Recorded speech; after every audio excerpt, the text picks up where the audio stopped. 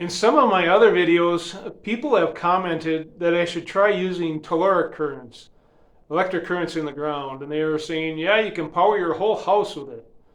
Well, I don't know about that. I never heard anybody doing that.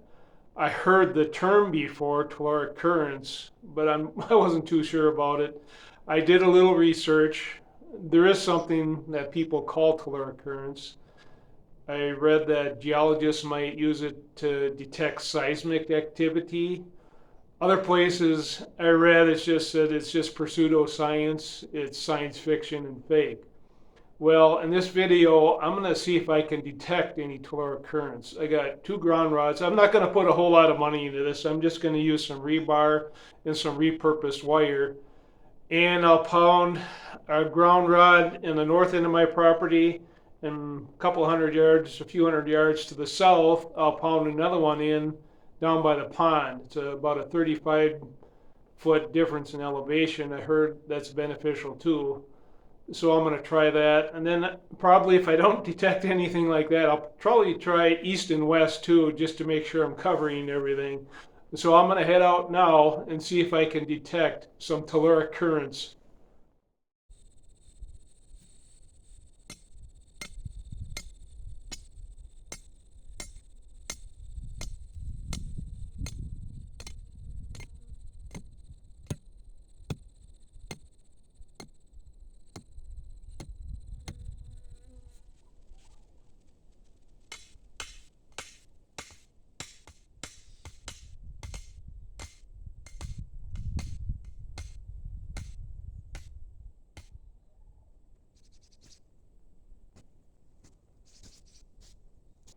Using 14 gauge solid core wire. This way alongside the barn. And it has a few splices in it.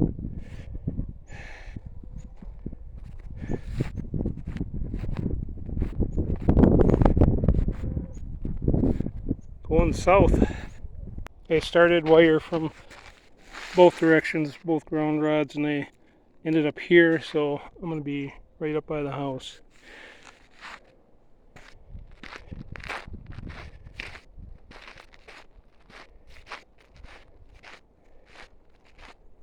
There we go down the hill.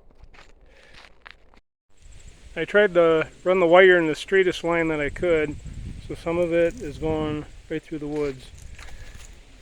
That was facing back towards the north, kind of make out the house. Back out this way and through the woods a little bit, and that's south. Get around this. And here we got to the south ground rod. Very wet, very mushy here. Pond facing back the other direction. End up being about 700 feet to right here. I probably could have went another couple hundred feet further south, but then I'd be losing my elevation difference. And I wanted to be in the water here where you get a good wet ground. The ground up in the north end is more sandy gravel stuff, so it'll be a little drier. And like I was saying, there is about a 35-foot difference in elevation. So go back up there and see if we're getting anything. So I'll get these wires stripped off. See what we got going on. Put some cook leads on there. Hook them up to the meter. It's a little bit windy, so I hope you can hear it. I'll move the meter to make sure. See what's going on. Right now I got the meter set to volts, so we'll check the voltage first. We're looking for voltage AC is what we're looking for. It's DC. So I'm trying to set this meter up so we're not getting all that glare so we can see the meter. Got a sawhorse here, piece of plywood leaned up against it, and that's south. I got it hooked up. Let's see if we can take a look at this. Is AC voltage. We're getting 0.274 volts AC.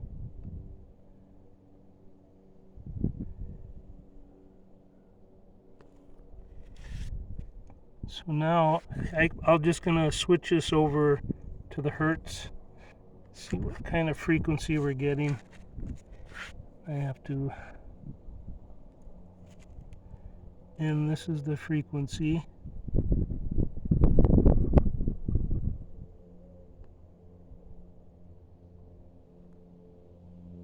Guess you can kind of see my reflection in there, but that's 160, 170 kilohertz.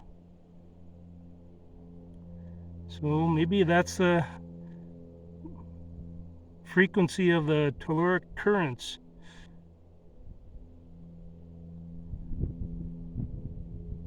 I'm going to switch back to voltage.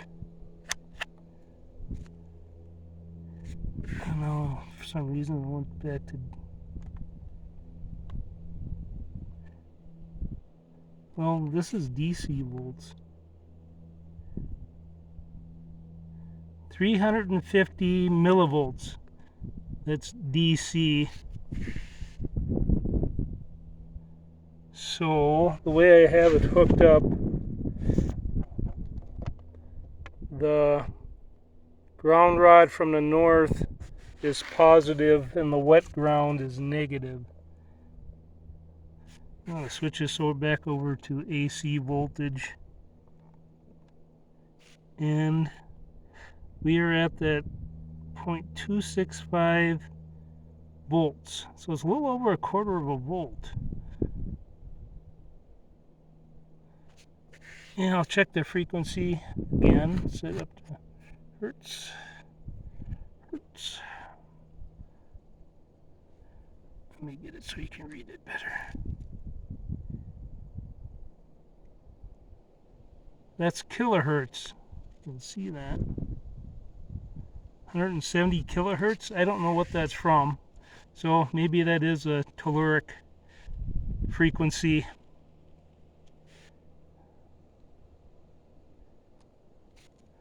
And that's the waveform you see right there. If people understand that.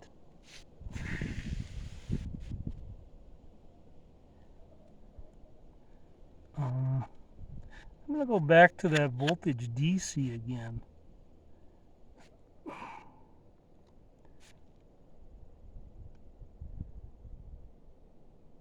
(352 volts, millivolts DC). So I guess the AC was a little over a quarter of a volt AC. I am going to switch this over to milliamps and see what's happening there now.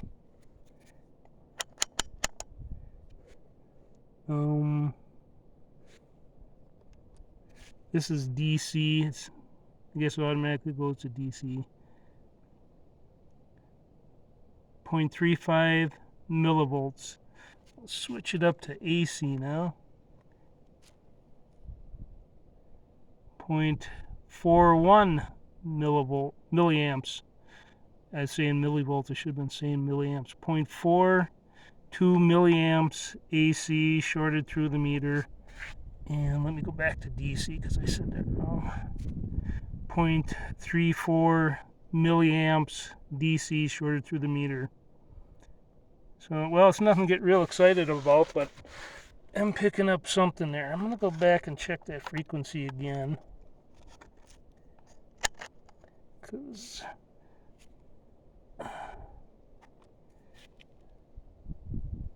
it's jumping around. If somebody knows what this frequency means going through the ground, just put her in the comments, because I don't know. I want to check that voltage again too. AC, I want AC though. AC, and it's still pretty steady, about 2.269 volts. A little over a quarter of a volt. 0.274 volts. AC. Here we go. That's our telluric currents testing. I think I still might want to try it east and west. You know, it's not you're not going to run a house on this, but I still want to check it east and west to see if that makes a difference. I can still get a difference in elevation change. So I'm going to pull these out, ground rods out, and put them east and west. I moved the ground rods and the wire to run east and west now. This is the east side of the property, right along the garden.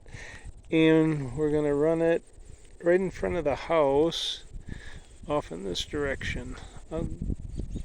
Pond is over there. You get a little better perspective now from here. The ground rod is there. This is facing south. Driveway, that's where the pond is at. We're going to cut right across in front of the house, way over to where you can see that fence corner brace just down the hill from that to the left. We'll take a look at that one now. Right in front of the house, going west, downhill, so we're still going to get the elevation difference, maybe not quite as much probably as the pond down over that direction, but it's probably at least 25 feet, I would think, difference in elevation. Greenhouse is running east and west, so we're running pretty good east and west too, I think, maybe a little bit off. And we're getting closer to the second ground rod to the west. We got kind of a meadowy, low meadow across there. This is south. And looking back up towards the house, this is looking east. And this is the west ground rod. Real close to willows, lower ground. A little bit damper than up on the hill. I'll make my way back out of here. Well, I have a little testing area set up now, and it's just below the house. And hopefully the glare isn't going to be so bad now. This is the DC voltage reading, 0.59. A little better than the north and south wire. This wire we got going now, east and west, is about 50 feet longer than the north and south one. Now it's up to 0.6 volts. And so we'll try the AC now. Plays pretty steady. AC voltage is lower than the north and south. 0.084. Alright, I'm gonna check the frequency now.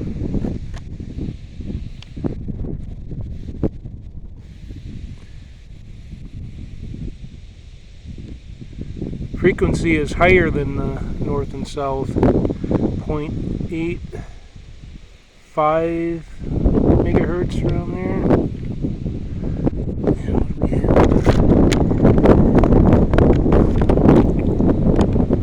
Frequency is higher.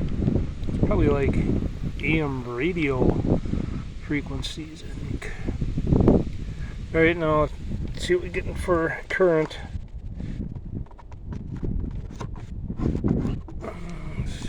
Milliamps.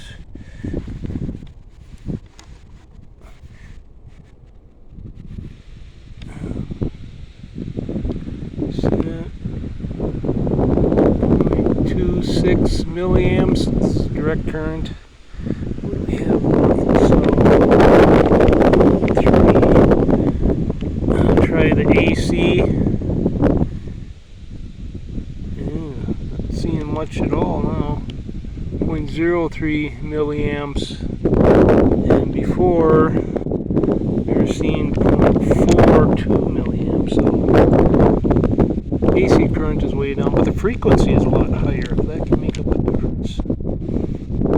Try the micro. This is just microamps. 45 microamps. And DC is 250 microamps. Or 0.25 milliamps. Alright, that's what we got going on there. I think what I'm going to do, I'm going to take some readings over on the east and the east ground rod. See if there's any difference in right in the center here. I'm at the east end ground rod by the garden, house that way, and wires running off that way. DC voltage 0.582. AC voltage 0.12432. So AC voltage is higher over on ground rod with the wire going the other way. Write that down. 0.127. And what was the DC was 0.585. I'm going to do a frequency check now.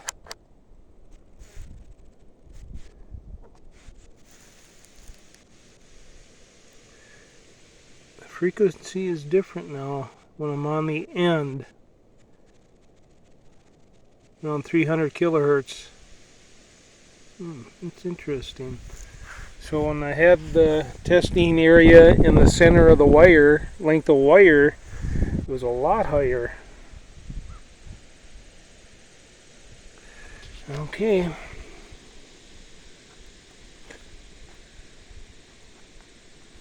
Now let's see if there's any current. You know what? First I want to check the resistance. And boy, resistance is higher than the meter can read. Alright, I'll check the milliamp. Goes to 40 mega ohms, and just not getting any reading on the resistance. DC current 0.25 milliamps. It's pretty close to what it was before. 0.26. And we'll check the AC. And that's pretty similar. 0.04 milliamps. I'm going to write that down too.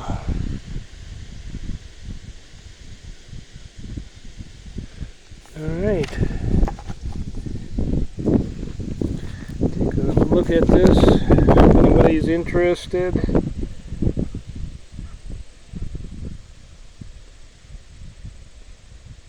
I'm going to check that frequency just one more time. I'm surprised that it'd be so much different on the end.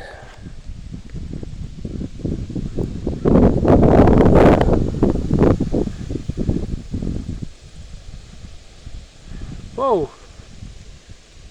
Just what the heck?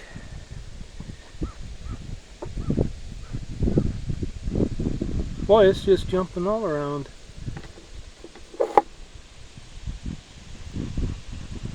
Oh, okay. My clip lead came off. Alright, there you go. Let's back up. Clip lead was off. And it started jumping all over the place. Alright. Shut this off. Pull the wire out. These experiments answered a few of my questions. I can see that I won't be running my house on telluric currents anytime soon. There's not even enough there to run a dollhouse. But we were getting something. The frequencies, I'm kind of confused of what we were picking up. The east and west one, when we were up around zero point 0.8 megahertz, that's almost like an AM radio frequency. The other frequencies we were getting was anywhere like 150 to 200 kilohertz. I'm not sure what we were picking up. I thought the telluric currents frequencies were lower than that, but I don't know.